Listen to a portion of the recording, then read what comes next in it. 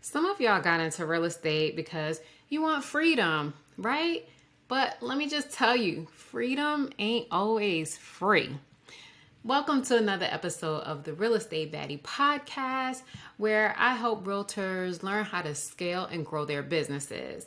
I'm your host, Tabitha Richardson, and today we're talking about how you can gain freedom in your business.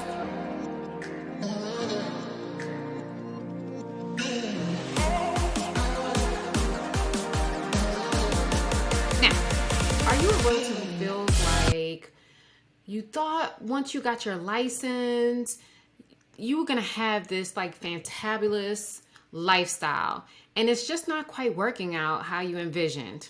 Don't worry, you're not alone. If you're watching this, which I know you are, right? Do me a favor and just hit the like button so that I know that you're interested in topics like this and you can kind of help me out with YouTube and the YouTube gods.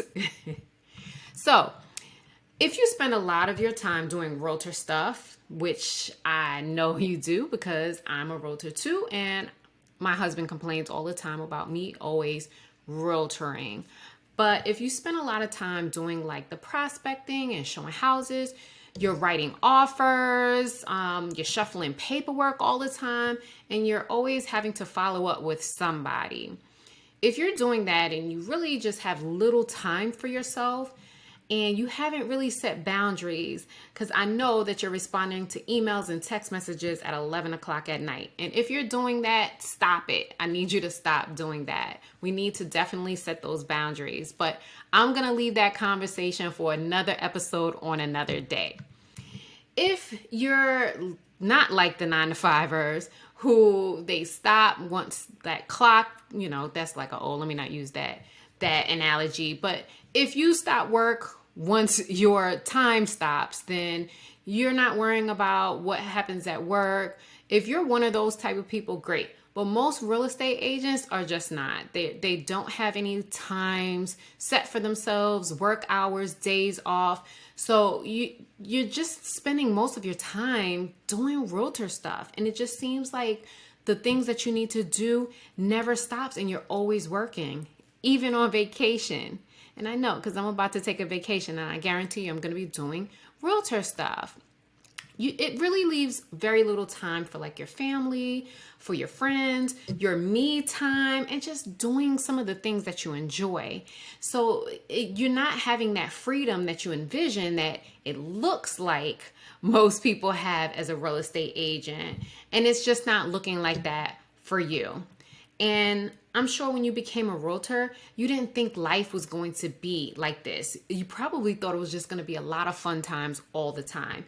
And yes, you do have fun, and there are times that you have fun, but maybe it's just not as many times as you would have hoped when you became a licensed realtor. So unless you think realtoring is super duper fun, and it can be, but trust me, I know it's way more work than what you thought it was going to be. It's not as glamorous as, people make it seem like on TV. I know you thought it was going to be like that. Well, it's not as glamorous yet, right? It's not as glamorous yet. And you can have the lifestyle where you have more freedom in your business and do the things that you want to do more and do less of the things that you really don't like doing. Because let me tell you, freedom is not free. There's always a cost to be the boss. So it's time to relinquish your control and start delegating. Delegating work to other people, delegating the tasks that you really don't need to do yourself, and someone else can do it so it can free up your time. So it can free up your time to handle more clients, or it can free up your time to bring on like a team, to manage people, or just to spend time with your family and do more of the things that you want to do. Now, if you want to grow, you're going to have to let go. So if you want to grow, you got to let go. Remember that, because it's going to be super hard, and I already know. And listen, I know from my own experience that it's hard. someone like me that is a control freak. And if there's anyone out there that has ever worked with me, you know that I can be a control freak. I just want to make sure it's done the way that I want it to be done. But it's hard to grow a business if you have to do every single aspect. As long as it's getting done and it's getting done in a professional manner, just let it be. Just let go. Let go and let God. Now, when you bring on someone and you delegate, you get to remove the tasks from your plate that you really just don't like doing. And I know there's a lot of tasks that you probably don't like doing. And it allows you to do the tasks that you do like doing. And again, so you can spend more time having the freedom that you envisioned having in your business. You get to do some of the things that you love to do that does not include real estate.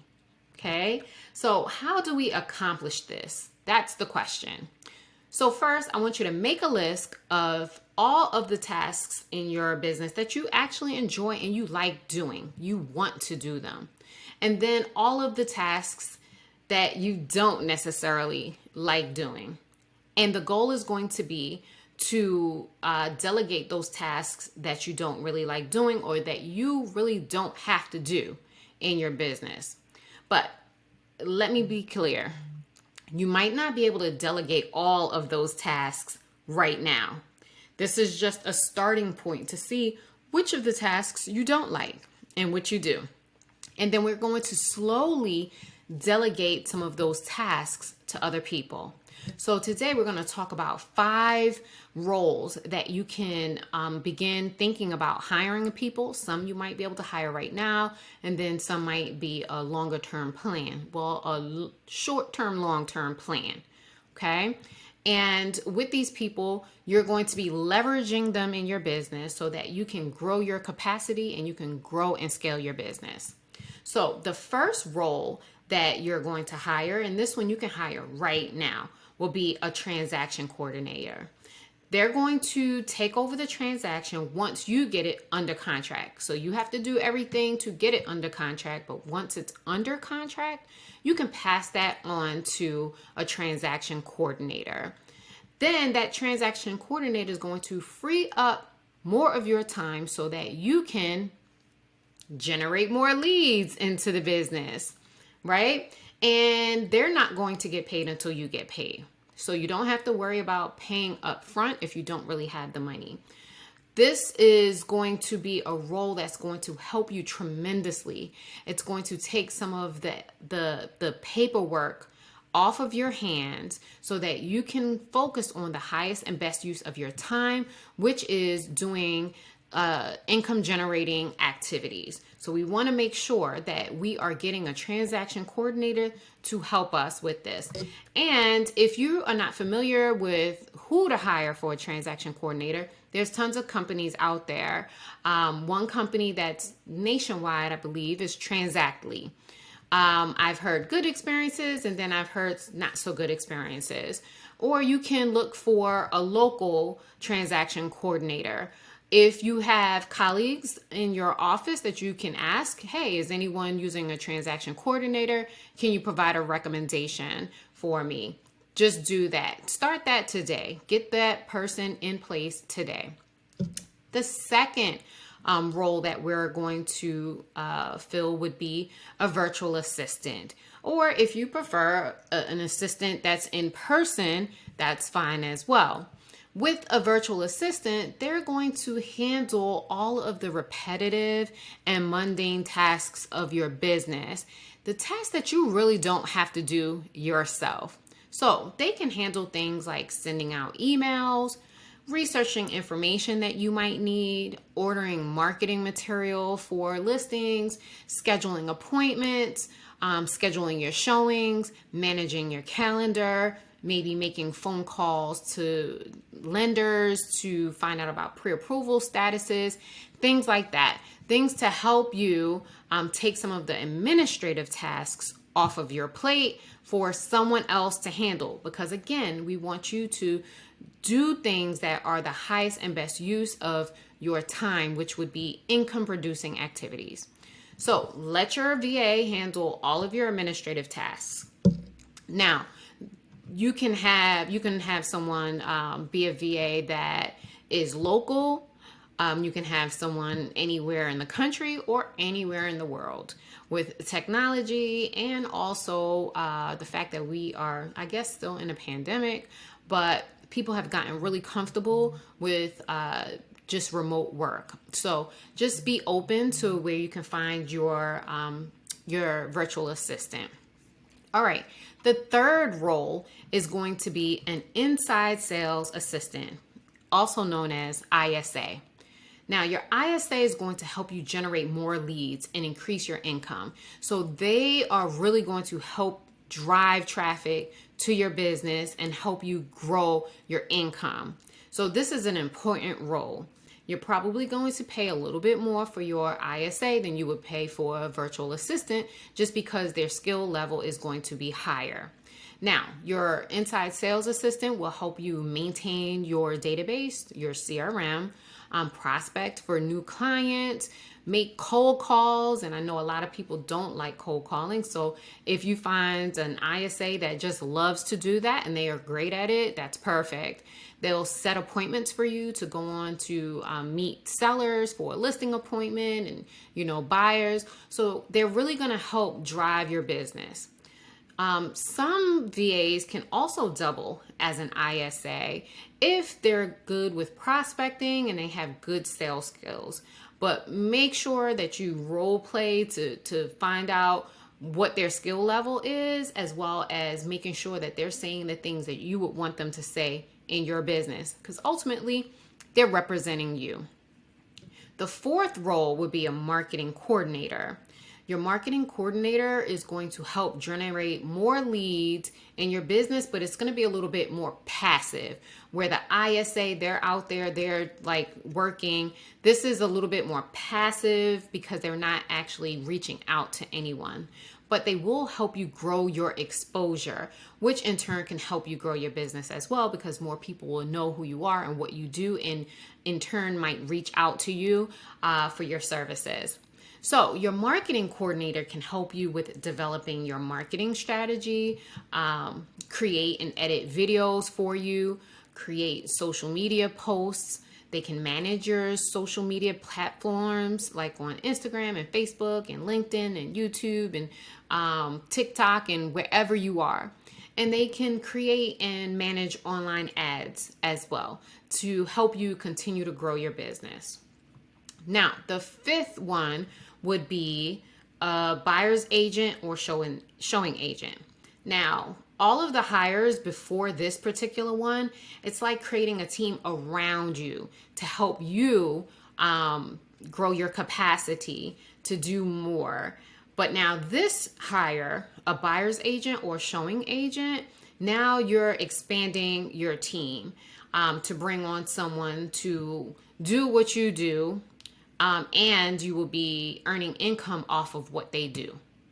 So once you have hit your own personal capacity where like, okay, look, I'm getting in so many leads and I can't handle them myself. I need to bring someone else in to help me handle some of these leads that are coming in. So once you've hit your capacity and you're ready to bring on a buyer's agent or showing agent, as you grow your team with your new agent, the expectation for that new team member is that you will be providing them leads in exchange for them giving you a portion of their split. So let's break down the difference between a showing agent and a buyer's agent, and then you can decide which will work best for you at this time. So a showing agent, they're only going to show houses for you. That's it. They're not generating business for you. They're only showing houses for you because maybe you have so many clients and you're not able to take everyone out at the same time.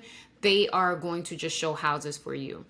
They're going to get paid per door that they show. So if you need them to show 4 houses, they're going to get paid on each one of those houses that they've showed for you. They're going to get paid up front. So after they show the houses, then they get paid. Or some services might require you to pay first and then they'll show those houses. Depends on who you use for a showing agent service. they're not going to be a part of the transaction. Their only job is to open up the door for you. The cost for a showing agent can range anywhere from $25 to $100.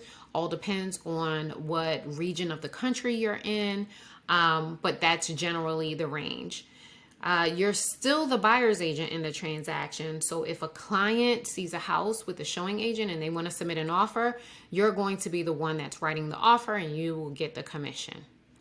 Now, with a buyer's agent, if you bring on a buyer's agent, they're actually going to handle the transaction. So you're handing over your transaction to that buyer's agent to handle the transaction. You are hands off in this transaction. You are not a part of the transaction. You'll get paid once the transaction closes, and you'll be paid a portion of your buyer's agent split because you provided the lead. So with that, you are getting a benefit because you are generating income without having to do any of the work. Your work was done by generating the lead, and then you pass that transaction off. It also allows you to focus more on maybe working with sellers, and you can pass your buyers off to a buyer's agent or multiple buyer agents. But you are, again, not having to have your hand in the transaction. Or it allows you to just cherry pick who you work with. So maybe you might work with certain clients and other clients you pass off. Maybe you just work with people that you know, or just in a certain area, a zip code, and everyone else you pass off. It just allows you to be able to cherry pick the people that you would like to work with. So as you can see, there's benefits and there's pros and cons to working with both. Buyer's agent, a con would be that you are passing off the transaction to someone else, so that client is not part of your database. But you have to learn how to let go so that you can grow. So each one of these hires are going to help you leverage. You're leveraging people to grow your own business and your team.